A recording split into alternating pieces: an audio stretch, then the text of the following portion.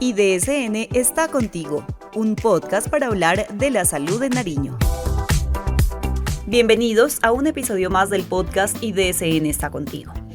Es muy normal entre hombres y mujeres asistir al salón de belleza para un corte de pelo, un arreglo de uñas y hasta una mascarilla facial. Es un mercado que se ha empezado a expandir con la apertura de diferentes establecimientos que ofrecen este tipo de servicios. Es decir, nosotros como usuarios contamos con varias opciones para elegir. Pero ¿cómo percatarnos de elegir el lugar adecuado? ¿Cómo sé si manejan algún protocolo de seguridad?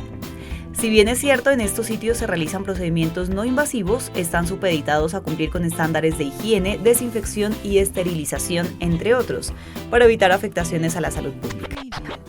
Pero bueno, para despejar este y otros interrogantes, saludamos a nuestro invitado, Julián Mauricio Tello Salas, profesional universitario del área de salud ambiental del Instituto Departamental de Salud de Nariño. Bienvenido. Muchas gracias, muy buenos días para todas las personas que nos escuchan a través de este medio. Bueno, Julián, hablemos y entremos en materia acerca de este tema.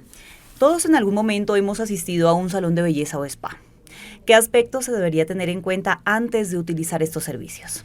Vale, perfecto. Frente a este tema, como tú lo manifestaste en la introducción del podcast, hoy en día a través de las redes sociales hay muchísima información referente a este tema. Hay muchísima publicidad e incluso muchísimas promociones que nos hacen.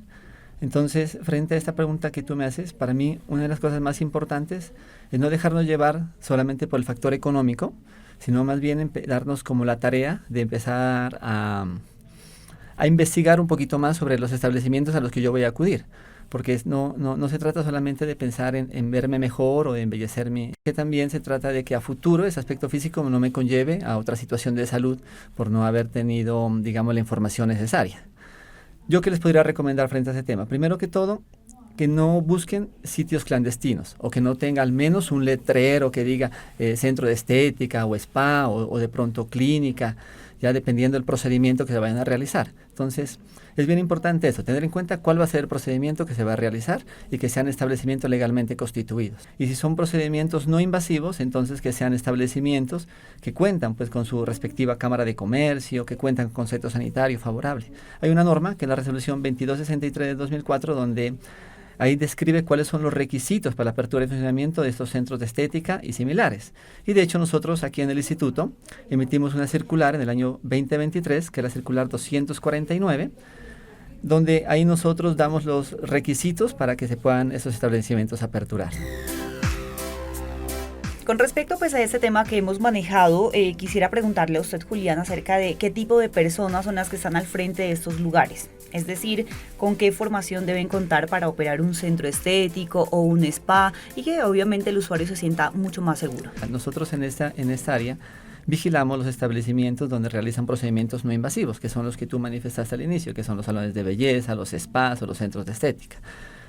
Entonces, así como para los procesos invasivos se requiere un perfil profesional específico y una formación específica, para los procedimientos no invasivos, que generalmente estos que tú manifestaste, los centros de estética, los spas, los salones de belleza, hay una ley, que es la ley 711 del 2001, donde define el recurso humano autorizado para realizar ese tipo de procedimientos, que generalmente pues son procedimientos de limpieza facial, masajes faciales, etcétera, ¿listo? Que dice que debe contar. El artículo 5, para ser más específico de esa ley, de la ley 711 que te manifiesto, dice que debe contar con un proceso de formación de al menos 500 horas dentro de un marco constitucional de autonomía educativa y formación. Ya. Entonces, y también dentro de esa misma norma, la ley 711, dice que nadie podrá ejercer o desempeñar como cosmetólogo ni abrir al público ningún establecimiento de cosmetología o estética sin haber cursado el ciclo de educación básica que requiere esta norma. Entonces, eso es bien importante. Tanto para el caso de spas, tanto para el caso de estéticas, tanto para el caso de estética ornamental, que son las barberías, las peluquerías, deben tener un componente de formación específico que lo determina la norma. Wow, qué linda tú estás. Yo solo te miro a ti.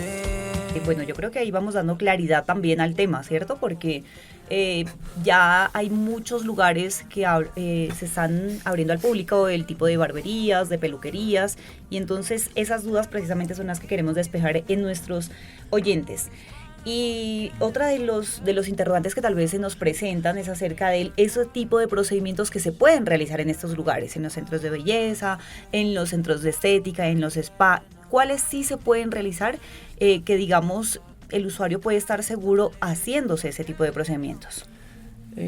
Yo quiero, y cada vez que tenga la oportunidad voy a aclarar algo, ¿no? En estos centros de estética o en estos centros de spa, siempre debe hacerse procedimientos no invasivos, que son, por ejemplo, los siguientes: los masajes manuales estéticos, tratamientos cosméticos faciales o corporales, depilación por métodos no invasivos, bronceado de la piel por métodos no invasivos, maquillaje facial y corporal por métodos no invasivos, higiene facial y corporal, y procedimientos con aparatología de uso en estética, pero de hecho también esta aparatología debe ser específica para procedimientos no invasivos. Eso lo define la norma. Entonces, si una persona está pensando en este momento en abrir un centro de estética o un spa, remítase a la resolución 2263 del 2004 para que sepa qué procedimientos puede prestar, para que cuando nosotros le hagamos las acciones de inspección, vigilancia y control, pues no tengamos que tomar medidas sanitarias correspondientes.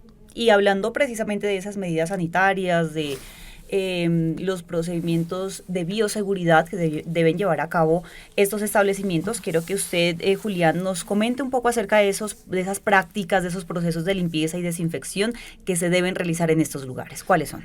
Frente al tema de las medidas sanitarias, que fue lo primero que me preguntaste, hay que tener en cuenta que cuando una persona quiere aperturar un establecimiento de estética, lo primero que tiene que hacer es dirigirse al Instituto Departamental de Salud de Nariño para solicitar la visita de apertura. Sí. Nosotros esa visita nosotros la realizamos en el marco de una resolución, que es la resolución 3924/2005, donde contamos con una guía de inspección para la apertura y funcionamiento de estos centros de estética. Uno de esos estándares que verificamos es precisamente el procedimiento de limpieza y desinfección, que también para estos tipos de establecimientos de estética ornamental, de estética corporal o spas, hay una norma específica que nos regula cuál debe ser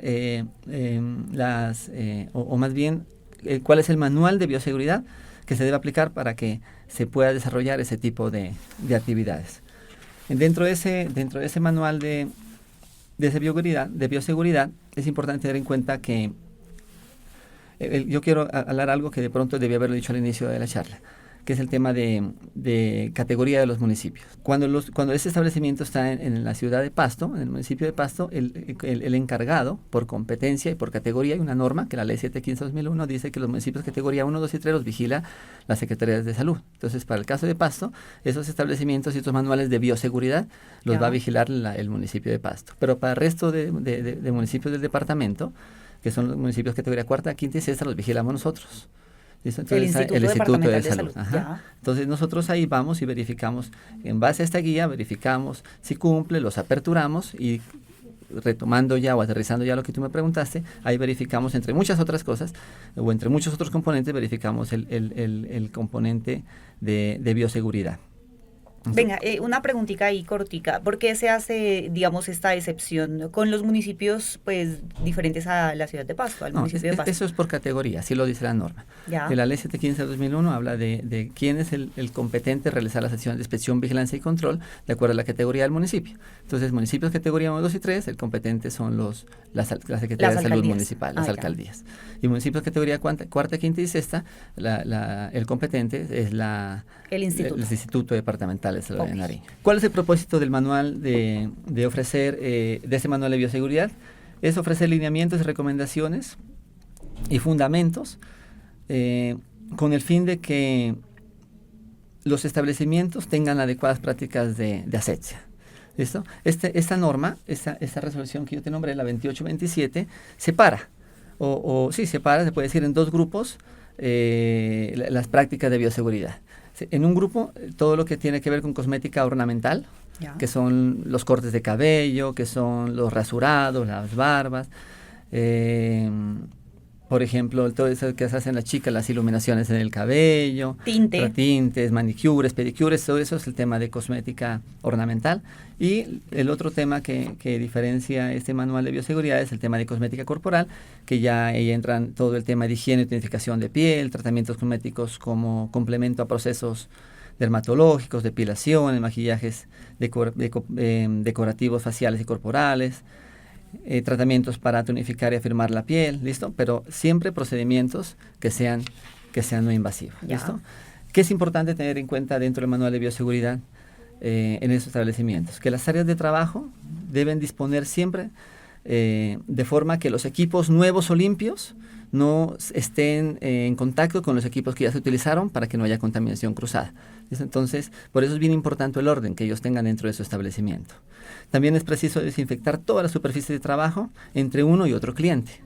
¿Listo? También es muy importante que toda herramienta, todo equipo que utilizan ellos, destinados para la prestación de los diferentes servicios, se les realice una adecuada desinfección y, si es posible, incluso un proceso de esterilización con el fin de prevenir y prevenir el desarrollo de procesos infecciosos que se pueden generar en el momento de interactuar con una persona cuando ellos están realizando pues su procedimiento estético. Los recipientes, por ejemplo, donde se utilizan agua o remojo, como las uñas, por ejemplo, o los pies, deben desinfectarse siempre después de que se utilizan. ¿So? Antes de pasar otro cliente, deben desinfectarse donde nosotros metemos las manitos para que se ablande la cutícula, o donde a veces ponemos los piecitos. Esos recipientes siempre deben desinfectarse y deben ser, digamos, para cada cliente debes tener un adecuado proceso de desinfección y esterilización.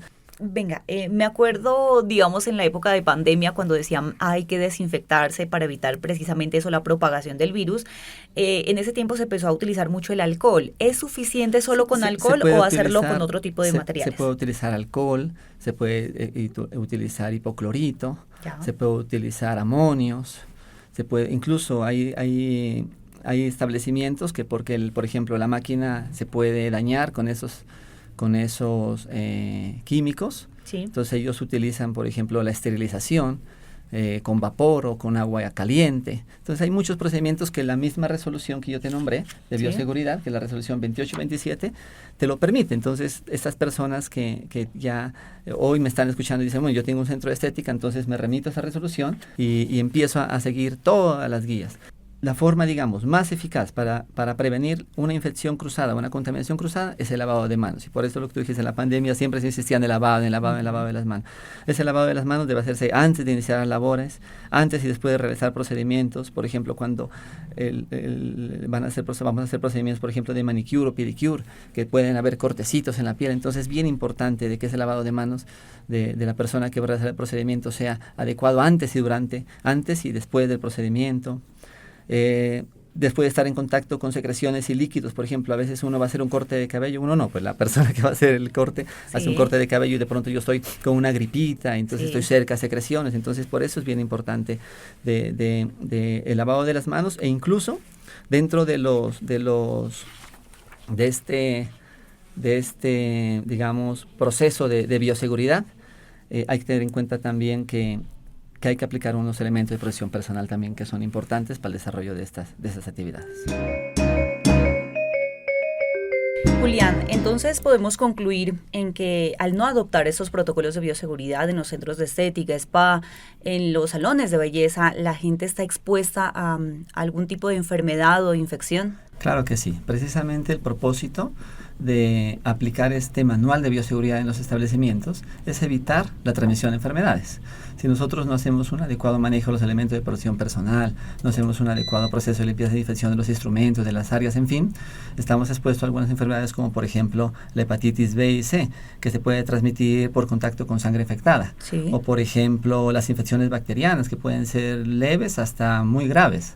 También se pueden presentar infecciones por hongos en la piel, se pueden presentar pediculosis, que son los famosos piojos, por compartir cepillos o peines. Y la más grave, el VIH-Sida, que precisamente se puede transmitir por compartir instrumentos entre una persona y otra. ¿Qué se recomienda para que estas personas que realizan esos procedimientos lo tengan en cuenta? Sí o sí tapabocas desechables, dependiendo del procedimiento, protección visual, protección auditiva en algunos casos, y el uso de los guantes es muy importante, sobre todo cuando vamos a hacer procedimientos que tengan que ver con fluidos corporales, con piel, por ejemplo, no intacta, membranas mucosas o superficies contaminadas con sangre, ¿listo? Como se da muy común, por ejemplo, en los procedimientos de manicure, pedicure, entonces es importante el uso de de guantes, ¿listo? Sí. Y bueno, como estos son implementos desechables, guantes desechables, tapabocas desechables, ¿sí? Y cuando ya se hace, digamos, algún procedimiento, pues, ¿qué disposición final se le debe dar a estos implementos que se utilizan? Jeringas, de pronto brochitas, ¿cómo deben, digamos, las personas que están allí, pues, en los centros de estética, darles, pues, esa disposición final? Todos los centros de estética, peluquerías y actividades similares y afines deben contar con un plan de gestión integral de residuos generados en atención en salud y otras actividades. ¿Por qué lo digo así? Porque ya no hablo de peligrosos, porque ahora tenemos un nuevo marco normativo. Entonces, ¿cómo dice ya este nuevo marco normativo? Ya habla del PEGIRASA. ¿Qué es el PEGIRASA? Es el plan de gestión integral de residuos generados en atención en salud y otras actividades. Ahí en esas otras actividades entran esos centros de estética también. ¿Listo? ¿Qué debe tener como mínimo este PEGIRASA? Un diagnóstico, que es lo que tú acabas de decir, identificar cuáles son los residuos que yo estoy generando, tanto peligrosos como no peligrosos. Ya. Una adecuada segregación. Entonces, mira, lo que tú dijiste, que yo estoy utilizando una cuchillita. ¿Listo? Porque una jeringa, una inyección, pues es un procedimiento invasivo, no lo podría utilizar un esteticista. Entonces tendría que ser una cuchillita donde me hago la barba. Entonces la cuchillita ya es un residuo cortopunzante. ¿Qué es la segregación? Saber dónde va un cortopunzante. Entonces debe haber un recipiente rígido, tipo guardián. ¿Listo? Entonces ahí debo depositarlo. Si ya genero, por ejemplo, un tipo de residuo de características biosanitarias o infecciosas, entonces debe haber un recipiente con tapa de pedal, rojo, con una bolsa que cumpla ciertas características, ¿listo? Entonces esa es la segregación, que sepa yo dónde va cada residuo de acuerdo a su característica. El almacenamiento, debe haber un sitio de almacenamiento de esos residuos. Debe haber todos estos establecimientos de estética, deben contar con un contrato vigente con un gestor externo. ¿Qué es un gestor externo? Es una empresa que se encargue, que tiene licencia por autoridad ambiental para recoger este tipo de residuos en esos establecimientos. O sea, está autorizado para la recolección, transporte y disposición final de residuos peligrosos. Y en fin, darse la tarea de investigar un poquito más sobre el tema y pensar que si bien es importante que yo me vea bien o intente verme mejor, a futuro eso, si no lo hago en un sitio adecuado, que cumpla con las diferentes marcos normativos y con la formación de las personas, puedo pasar de un tema de vanidad a un problema más grave de salud. Es cierto, por eso pues este podcast se titula Más vale la seguridad que la vanidad. Y pues muchísimas gracias, Julián, a usted por estar con nosotros. De esta manera pues hemos llegado al final de nuestro podcast, pero antes quiero recordarles a todos que es menester de los centros estéticos y de tatuajes en Colombia garantizar un ambiente seguro y de resguardo de la salud tanto de sus clientes como de sus trabajadores. Las leyes buscan legalidad y compromiso con la salud pública. Gracias por acompañarnos, nos encontramos en un próximo episodio de IDSN está contigo.